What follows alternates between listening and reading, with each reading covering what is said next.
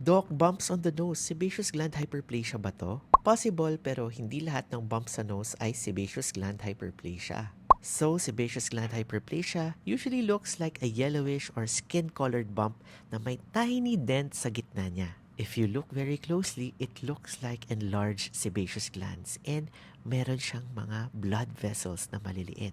Ang problema sa naked eye, marami siyang kamukha. So, yung isang lesion din na parang yellowish is yung xanthogranuloma. Pero usually guys, napaka well-defined nito. Sobrang round niya guys compared to sebaceous gland hyperplasia na irregular yung shape niya.